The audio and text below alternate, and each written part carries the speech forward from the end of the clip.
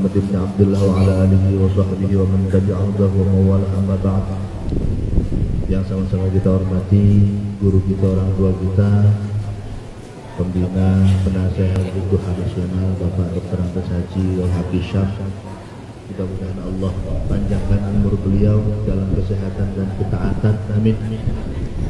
Yang sama-sama kita hormati direktur dan pengurus MDN Atharallahu baqa'ahum, dan yang sama-sama kita hormati bapak-bapak, ibu-ibu jamaah Majelis Duha Nasional yang senantiasa istiqomah.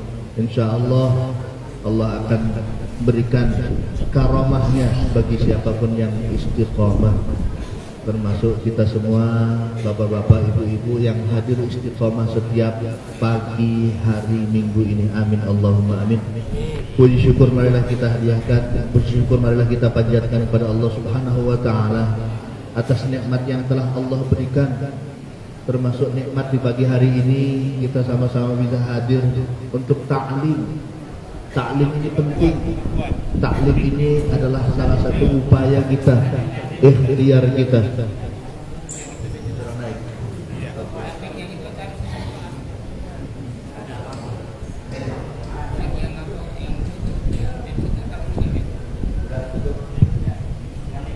Ikhtiar kita untuk apa yang disebut oleh Pak Arno tadi, melembutkan hati.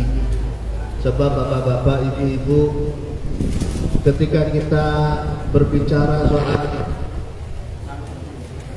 kebaikan, kita berbicara soal keistiqomahan, dan ketika kita bicara soal keistiqomahan, yang dipertanyakan adalah sejauh mana kelembutan hati kita.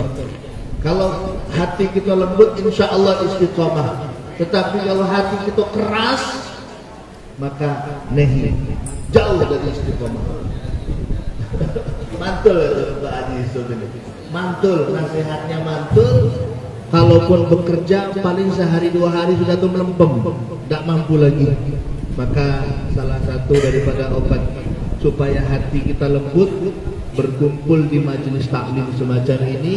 Dan kalau sudah hatinya lembut, insya Allah hatinya bisa istiqomah. Dan kalau sudah istiqomah, insya Allah Allah akan memberikan karamah untuk kita, amin. Karamah untuk keluarga kita, amin. Dan karamah untuk keturunan kita, amin Allahumma amin. Yang kedua kalinya salawat berangkaikan salam marilah kita hadiahkan kepada baginda Nabi besar Muhammad sallallahu alaihi wasallam. Mudah-mudahan kita semuanya senantiasa terpaut hati untuk melaksanakan sunnah-sunnah beliau min yaumina hadza ila yaumi nufarriqu bainal jismi war ruh. Mulai hari ini sampai hari di mana kita terpisah dari roh dan jisim kita. Bapak Ibu hadirin yang dimuliakan Allah, langsung saja ini kita menyambung kajian Wasiyatul Mustafa, hadis-hadis yang khusus diberikan melalui jalur antar mantu dan mertua dari Nabi Muhammad kepada menantunya, yaitu Sayyidina Ali karramallahu wajhahu wa radhiyallahu anhu. Dan yang kedua, dengar, boleh cerita kita tikus apa ini? Baiklah, bisa dengar Bu? Kurang jelas? Jelas ya? Sayyidina Ali itu pangkatnya banyak. Selain dia telah diridhai oleh Allah, kemudian Allah juga memuliakan wajahnya. Dalam hadis ini Nabi Muhammad memberikan sebuah tuntunan bukan hanya kepada menantunya tetapi kepada sepupunya. Beliau juga merangkap termasuk as-sabiqun al-awwalun al-mubashsharina bil jannah, orang-orang yang pertama yang Allah beri hidayah untuk memeluk agama Islam, yang sudah dipastikan mendapatkan surganya Allah. Nah, di dalam hadis ini faslun fis sidqi was sadaqati alaihi salatu wassalam. La'alla suap itu ya. Saya sudah lama ini gak ngaji ini. Ada yang ingat gak Bapak yang itu kemarin? Tentang apa yang saya kaji kemarin itu? Tentang ya Ali usduq wa in darraka fil ajil, kalau tidak salah itu. Wahai Ali, jujurlah kamu. Wa in darraka fil ajil fa innahu yanfa'uka fil ajil. Wala takdzib wa in nafa'aka fil ajil fa innahu yadurruka fil ajil. Kalau tidak salah itu ya. Lama soalnya. Atau sudah atau lewat lagi ini. Tidak apa-apa ya. Wahai Ali, kata Nabi, wahai Ali menantuku, wahai Ali sepupuku, jujurlah kamu, jujurlah kamu. Kejujuran itu wa in darraka fil ajil, walaupun dia itu bisa membahayakanmu, merugikanmu fil ajil, di saat yang sangat cepat atau sekarang ini bisa merugikanmu. Fa innahu, ketahuilah, fa innahu yanfa'uka fil ajil, sungguhnya dia bermanfaat untuk kamu di masa-masa yang akan datang. Wala takdzib wa in nafa'aka fil ajil fa innahu yadurruka fil ajil. Janganlah berbohong, sesungguhnya kebohongan itu meskipun seolah-olah bermanfaat untuk kamu sekarang ini, tetapi hakikatnya kebohongan itu membahayakan kamu dalam jangka yang sangat panjang. Monggo bapak-bapak, ibu-ibu, lihat, perhatikan kerusakan negara kita, runyamnya birokrasi di negara kita, rusaknya moral di masyarakat kita, itu gara-gara jauh daripada yang namanya kejujuran. Betul? Maka betul kata Nabi, kerusakan kita umat Islam karena jauh dari sunnahnya, jauh dari tuntunan Nabi-Nya. Padahal Nabi sudah menyarankan kepada kita, memberikan wasiat yang sangat berharga kepada kita semuanya, supaya bersikap jujur, berkata jujur. Nah, itu semuanya banyak kita langgar, Pak. Itu semuanya banyak tidak kita contohkan, Bu. Maka kalau Bapak Ibu pengen punya keluarga yang bagus, keluarga yang diridhoi oleh Allah Subhanahu wa taala, jangan jauh-jauh dari yang namanya sifat jujur. Anaknya diajarkan supaya bersikap jujur di rumah, insya Allah sikap jujur itu akan dibawanya di sekolah. Kalau sudah di sekolah lulus, maka insya Allah sikap jujur yang sudah menjadi akhlak atau karakter itu akan dibawanya sampai ke ruang kerja di kantor-kantornya atau di sekolah di mana dia mengajar. Masyarakat. Jangan jauh sikap jujur, karena kalau misalkan kita menjauhi sikap jujur, seolah-olah ini sekilas kita bohong. Kita bohong ini karena menutupi kebusukan kita, kekurangan kita, seolah-olah menguntungkan. Kita tidak jadi dimarahi, bahkan mungkin kita karena kita berhasil menutup-nutupi kebohongan itu, akhirnya kita mendapatkan hadiah. Tetapi Allah Maha melihat, Allah Maha membuka kebenaran, cepat atau lambat. Yang namanya kebatilan pasti akan dibuka. Bisa jadi bulan depan, pasti ketangkap. Apa yang menjadi pelanggaran ataupun korupsi yang dilakukan, bisa jadi tahun depan pasti akan diungkap. Bisa jadi tahun-tahun berikutnya, kalaupun sepandai-pandainya menyimpan atau menyembunyikan, naudzubillah min dzalik, sampai kita meninggal. Itu kok yang membuka adalah anaknya sendiri, cucunya sendiri. Maka naudzubillah min dzalik, ini datuk sudah tidak punya muka lagi, bapak sudah tidak punya nama baik lagi. Karena apa? Karena dia menyembunyikan.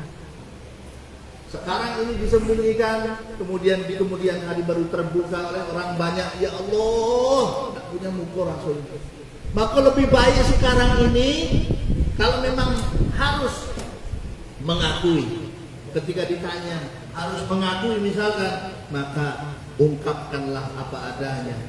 Tapi kalau tidak ditanya, sudah berdosa. Ini ada hadis yang sangat perlu kita jadikan pegangan. Kullu ummati mu'afin illa al-mujahirin. Nah, lihat hadis ini. Setiap umatku, kata Nabi, mu'afan.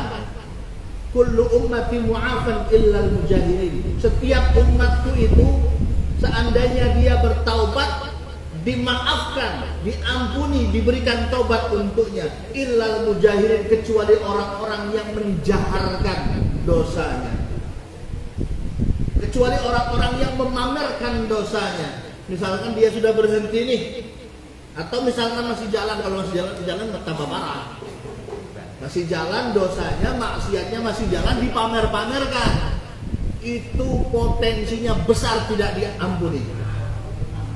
Tetapi kalau misalkan sudah berhenti, stop, tak usah dicegah juga. Biarlah itu menjadi urusan dia dengan Allah Subhanahu wa Ta'ala. Kok masih diceritakan? Ini potensinya besar, tidak diampuni oleh Allah Subhanahu wa Ta'ala. Ini sekilas kita ini bertanya-tanya. Jujur kan bagus Pak Ustadz. Di hadis ini jujur kan bagus. Iya, jujurnya dalam konteks ketika ditanya, ketika dia harus mengakui. Tapi ketika dia itu berbuat dosa, mohon maaf, mungkin ada yang masa lalunya pernah melakukan kesalahan, kemaksiatan yang terhitung dosa besar. Ini gak perlu dicerita-ceritakan. Kenapa demikian? Karena ketika dicerita-ceritakan, dia itu misalkan diceritakan sama anaknya, diceritakan sama cucunya, cucunya akan menjadikan ucapan bapak atau datuknya ini sebagai sebuah kebenaran. Tenang, datuk aku sekarang lah sudah bagus tuh ibadahnya. Tengok dulu, oh, jangan niat, gak pernah niat ke masjid dan lain sebagainya, pernah melakukan ini, menjadi pembenaran. Maka apalah arti kita ini misalkan sudah berlaku, sudah berbuat soleh, katakanlah sudah istiqomah, tetapi ada satu keburukan yang disandarkan kepada kita oleh anak keturunan kita. Katanya kan man sanna sunnatan hasanatan falahu ajru wa ajru man amila biha wa man sanna sunnatan sayyi'atan falahu wizruha wa wizru man amila biha. Barang siapa yang melakukan kebaikan dan diikuti oleh orang setelahnya, maka orang tersebut mendapatkan saham daripada apa yang dilakukannya. Dan barang siapa yang melakukan kemaksiatan dan diikuti oleh orang setelahnya, maka orang yang pertama melakukan kemaksiatan itu mendapatkan saham daripada apa yang dilakukan pertama kali. Nah, oleh karena itu di sini kita perlu memahami kejujuran yang dimaksud itu yang semacam itu, dan kejujuran atau katakanlah fakta yang tidak perlu diungkap adalah fakta yang menyebutkan hal-hal yang maksiat yang tidak perlu kita sampaikan. Ya Ali, mangka turat dunubuhu zahaba baha'uhu. Ya Ali, alaika bisidqil hadith wa hifdzil hadith wa hifdzil amanah wa sakha'in nafsi wa iffatil batni. Wahai Ali, barang siapa yang dosanya banyak, zahaba baha'u, maka akan hilang kewibawaannya, maka akan hilang kehormatannya. Maka kalau kita pengen terlihat terhormat, kita pengen terlihat mendapatkan kemuliaan, kurang-kurangilah dosa itu semaksimal mungkin, semampu kita. Insya Allah akan Allah angkat derajat kita, baik di hadapan manusia maupun di hadapan Allah Subhanahu wa Ta'ala. Ya Ali, alaika bisidqil hadith wa hifdzil hadith wa hifdzil amanati wa sakha'in nafsi wa 'afatil batni. Wahai Ali, kamu itu wajib untuk bisidqil hadith, berkata jujur, menceritakan cerita itu dengan sebenarnya. Jangan memanipulasi cerita, merekayasa cerita. Apalagi zaman sekarang yang dipertontonkan di televisi itu rekayasa kasus ya. Betul Pak? Kayaknya nonton semua ini. Kepalsuan, katanya tembak menembak, tapi ternyata dia tembak itulah, katanya. Allah. Wahifdzil hadis, ceritanya tak lagi utuh, tidak hifdzil hadis. Wahifdzil amanah, tidak menjaga amanah. Wasaqa'in nafsi, dan tidak bisa menjaga kedermawanan hati. Wa iffatil batni, dan tidak bisa menjaga iffah. Iffah itu kita ini apa ya? Harga diri. Iffah itu sebuah keberanian untuk menolak kebatilan. Keberanian dalam konteks ini wa iffatil batni. Kita ini wa iffatil batni mampu menolak kebatilan yang mau masuk ke dalam perut kita. Nah, ini penyakitnya di sini. Penyakitnya orang zaman sekarang bukan lagi kebutuhan hidup, tetapi gaya hidup. Ngeri. Nah, kalau sudah semacam itu, dia akan mencari uang dari jalur manapun, dengan cara apapun, tidak lagi diperhitungkan dan dihiraukan yang masuk ke dalam perutnya ini apakah halal, syubhat ataupun haram. Yang jelas halal haram. Ya Allah ya Rabbi ya Karim. Ini disebut sebagai tidak iffatil batni. Sudah cukup populer dan saya sudah sering bercerita bahwasanya apa yang dirasakan oleh lisan lidah kita ini dalam mencecap makanan hanya sepersekian detik, apa yang bisa menahan perut keroncongan kita ini hanya mungkin sepersekian jam, itu kadang-kadang kita korbankan. Dampaknya, efeknya itu sangatlah berjangka panjang. Apa yang dimakan akan menjadi darah. Apa yang menjadi darah kemudian menjadi daging, menjadi energi, menjadi juga hormon yang masuk di dalam tulang sulbi. Kemudian itu akan disalurkan kalau sudah menikah kepada istrinya jadi anak. Nah, di situ penentuan apakah anak ini menjadi anak yang soleh dan solehah, anak yang cerdas ataupun tidak, itu bergantung daripada apa yang dikonsumsi. Maka kalau bapak-bapak, ibu-ibu pengen punya generasi yang hebat, jangan hanya perhatikan dia bisa sekolah di mana, tetapi perhatikan juga apa yang bapak ibu berikan selama dia itu dalam pengawasan bapak-bapak ibu-ibu dalam hal makanan dan minumannya.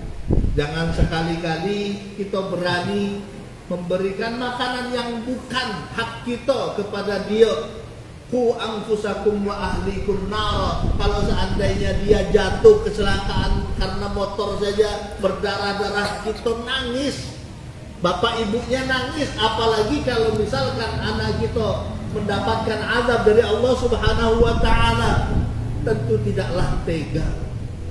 Anak kita misalkan digebui sama orang sudah tak sampai hati gitu, apalagi misalkan digebuki oleh malaikat Zabaniyah, na'udzubillahi min. Kemudian ya Ali bi'sas-siddiqu alladhi yuqassiru fi sadiqihi wa yufshi sirrahu. Ketahuilah wahai Ali, sesungguhnya sahabat yang buruk atau seburuk-buruknya sahabat adalah orang yang lalai terhadap sahabatnya. Maksudnya lalai itu apa? Maksudnya ketika dia itu melakukan kemungkaran, kita sebagai sahabatnya tidak bisa mengingatkannya, itu kita termasuk sahabat yang buruk. Inilah pentingnya bahwasanya Allah Subhanahu wa taala berkali-kali mengingatkan, kuntum khayra ummatin ukhrijat linnas ta'muruna bil ma'rufi wa tanhauna 'anil munkari wa tu'minuna billah. Kita ini disebut sebagai umat yang terbaik, Pak. Kita ini disebut sebagai dari mulai umat Nabi Adam sampai sekarang, kita ini disebut sebagai umat terbaik, Bu. Apa batasannya terbaik? Bagaimana caranya supaya kita menjadi umat yang terbaik? Ta'muruna bil ma'rufi wa tanhauna 'anil munkar, menyeru kepada kebaikan dan menghindarkan kemungkaran atau mencegah kemungkaran. Wa tu'minuna billah, dan beriman kepada Allah. Jadi pokoknya kalau pengen kita ini menjadi umat terbaik, kalau pengen menjadi RW terbaik, kelurahan terbaik, RT terbaik, atau rumah terbaik, ta'muruna bil ma'rufi wa tanhauna 'anil munkar. Di rumah ibunya enggak apa-apa cerewet. Oh, ada yang cerewet, Bu? Insya Allah galonya, Pak. Enggak apa-apa, Bu. Ya, bagus. Sebab cerewet itu merupakan sebuah rambu yang sangat positif di dalam alam bawah sadar anak kita. Belum lagi dia nak berbuat yang melanggar aturan, dia berpikir, oh kakek sampai rumah kena nih sama mama nih, kena oceh nih. Jadi bagus, tidak apa-apa. Ta'muruna bil ma'rufi wa tanhauna 'anil munkar.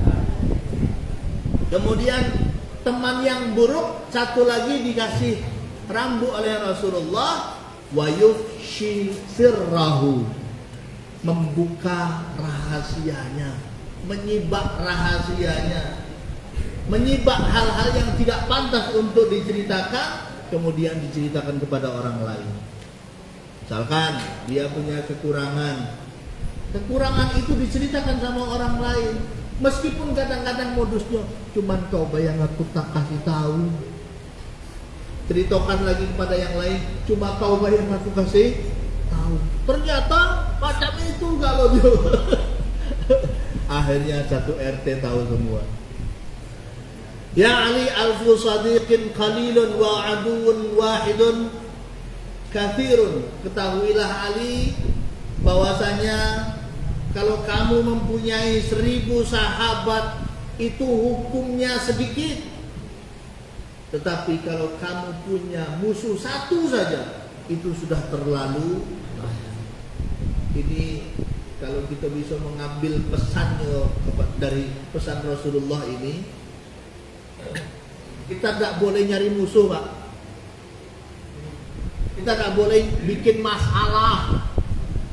Harus memperkecil masalah supaya kita mempunyai teman yang banyak. Kenapa demikian? Ini lagi-lagi tujuannya adalah untuk ibadah.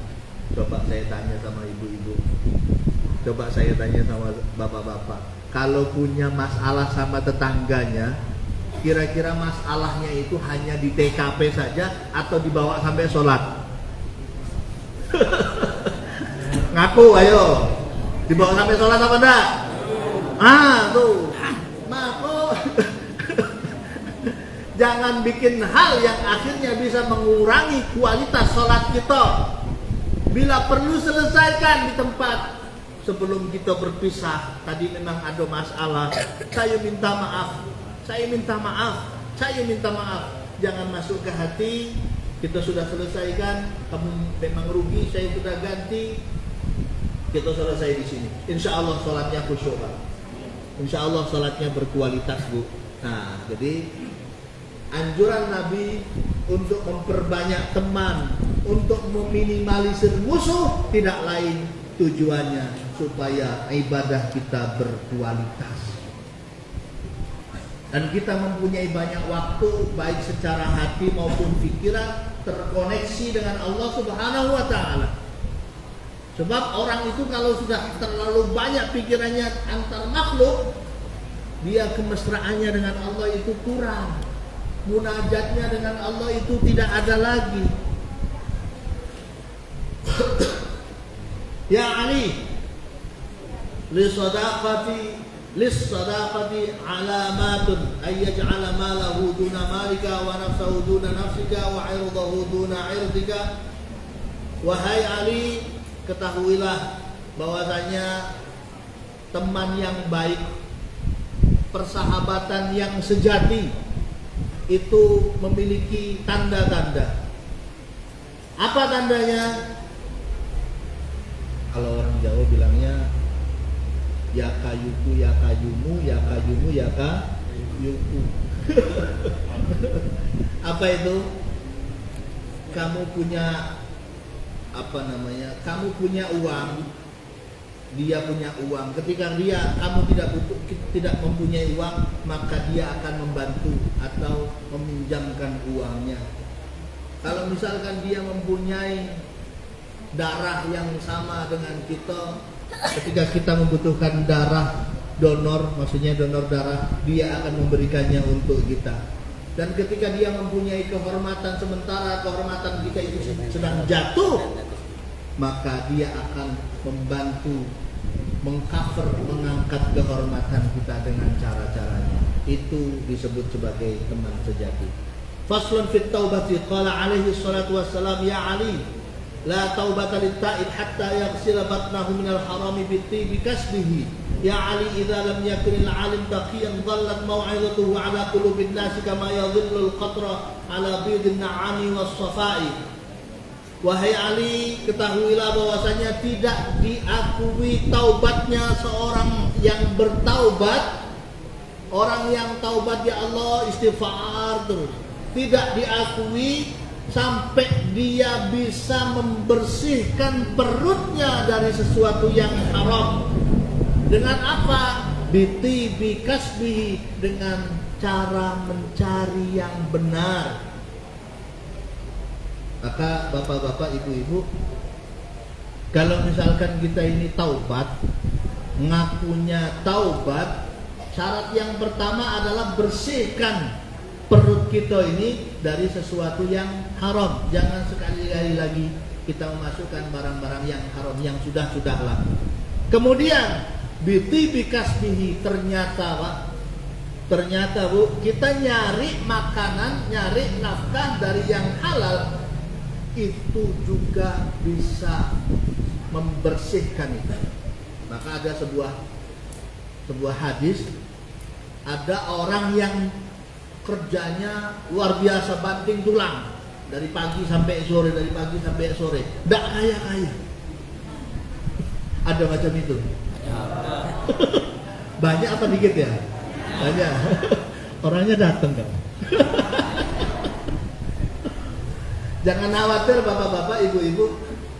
Umatnya Rasulullah, kalau dia itu sudah kerja banting tulang dari pagi sampai sore, kok nggak kaya-kaya? Allah kayakan dari sisi yang lain. Memang materinya nggak bertambah banyak sebanyak orang-orang kaya yang lain, tetapi ingat bahwasanya ada yang dilebur di situ. Apa itu? Yang dilebur adalah dosa-dosa masa lalunya. Saya pernah mendengarkan sebuah kisah. Ada seorang perempuan menikah dengan laki-laki. Perempuan ini cantiknya bukan main, sementara suaminya yang dinikahi atau yang menikahinya ini adalah laki-laki yang jeleknya bukan main. Tak seimbang bainas sama'i was sumursat katanya. Sumur bor. Ternyata viral, kalau zaman sekarang menyebutnya viral. Masyarakat sekitarnya itu bertanya-tanya, kok ada ya si perempuan ini gadis model, si laki-lakinya biasa-biasa baik, buruk pula. Ternyata yang perempuan ini sudah ngaji tauhidnya tinggi, ngaji tasawufnya sudah tinggi. Karena saking viralnya banyak netizen yang tanya, Neng, kenapa Neng mau menikah sama suami Neng yang sekarang? Dia kan jelek. Terus apa jawabannya? Iya, dia memang jelek. Tapi saya menerima itu sebagai takdir dari Allah Subhanahu wa taala. Bisa jadi dulu pada waktu saya masih lagi viral-viralnya menjadi model misalkan, menjadi idola misalkan, saya pernah melakukan satu kesalahan, satu dosa yang membuat Allah itu ingin memberikan hukuman kepada saya. Yaitu apa? Akhirnya saya dihukum supaya mendapatkan suami yang jelek. Dan setiap hari saya melihat wajah suami saya, berarti dosa saya itu lagi di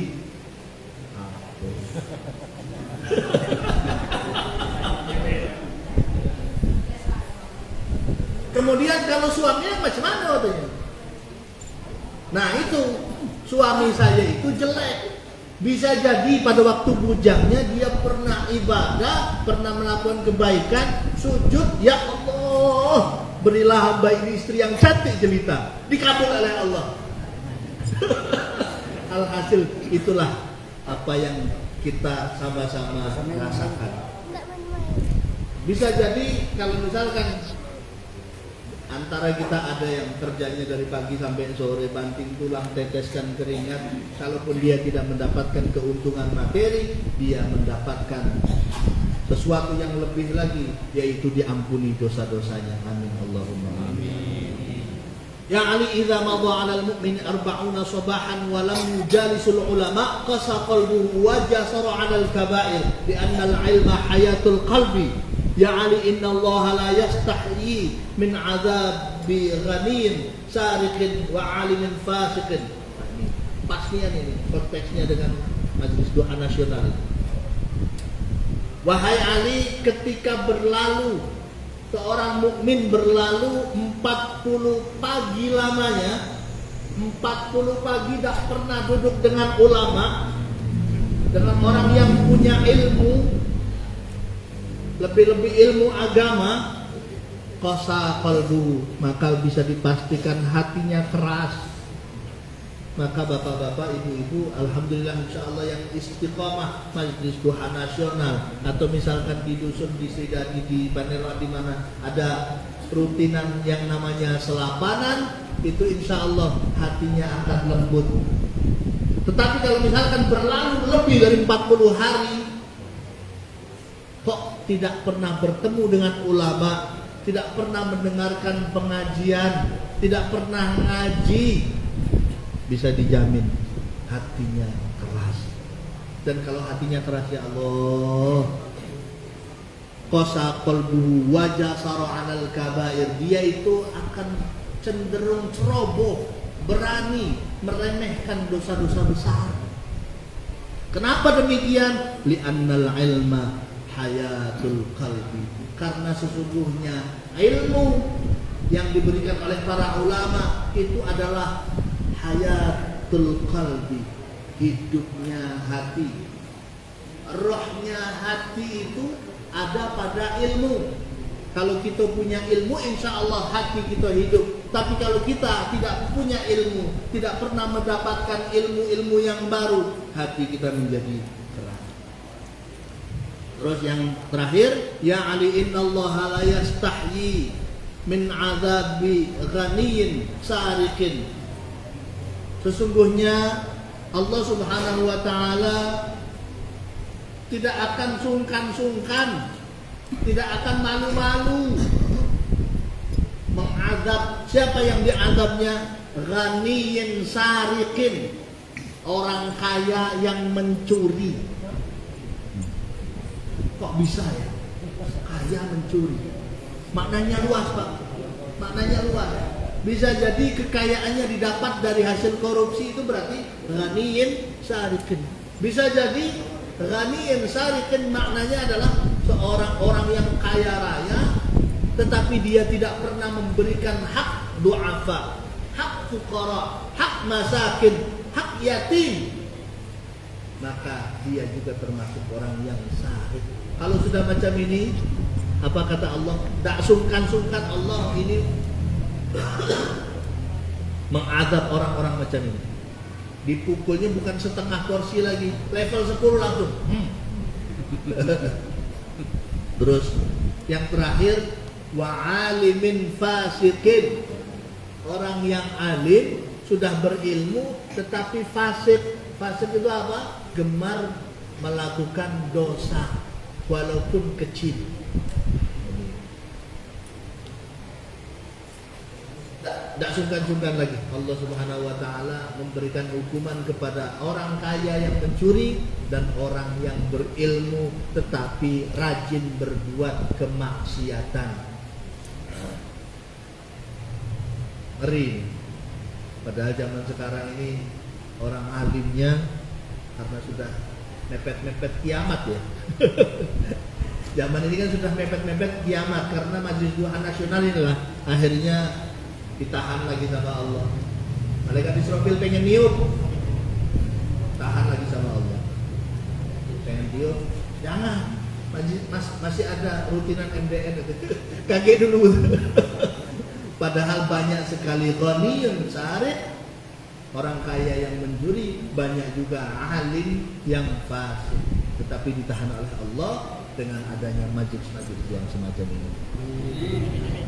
Bapak-bapak, ibu-ibu, karena sudah jam 7:30, Mbak Arno, kita cukupkan dulu dan kita sambung dengan sesi berikutnya, yaitu diskusi.